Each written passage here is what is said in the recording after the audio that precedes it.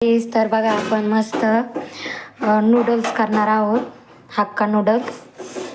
तर बघा मी मस्त कांदा कापून घेतलेला आहे, टॅमॅटो कापला, हिरवी मिरची कट केली थोडी, आलं कापलंय, लसूण घेतलाय, हक्का नूडल्स मसाला.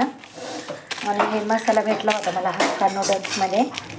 तर बघा कढई ठेवलेली आहे मी गरम करायला. बघा गरम झालेली आहे. आपण त्याच्यात आता मोहरी आणि जिरे टाकून घेऊ. हे बघा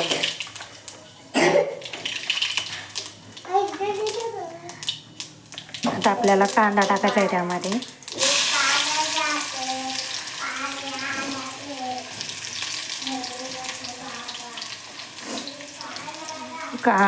लसूण आणि अद्रक आपल्याला नंतर टाकायचे आहे. कांदा मस्त फ्राय करून घ्यायचा आहे, थोडा फ्राय होऊ द्यायचा मस्त असा. बघा मस्त फ्राय झालेला आहे कांदा. आपण त्यामध्ये लसूण आणि अद्रक आलं टाकलेलं आहे. आता आपल्याला त्यामध्ये टॅमॅटो टाकायचा आहे.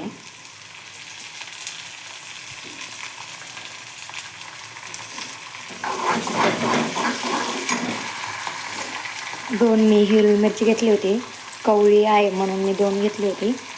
तर यामध्ये आपल्याला मिरची पण टाकायची आहे. एकदा अशा पद्धतीने ट्राय करा, खूपच भारी नूडल्स होईल हक्का नूडल्स. एकदम खूप टेस्टी, खायला पण खूप टेस्टी लागते.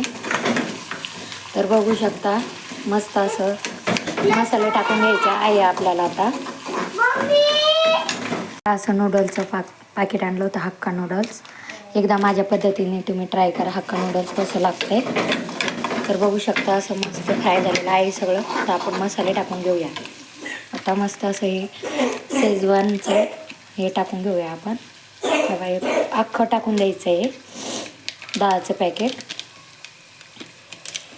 आणि ते असं एकदम परतून घ्यायचं मस्तपैकी.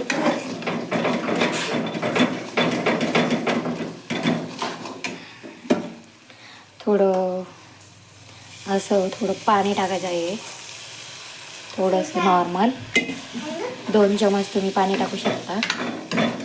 दुर्वा त्याला असं मस्त असं फ्राय करून घ्यायचं एकदम. आता थोडं 2 मिनिटासाठी.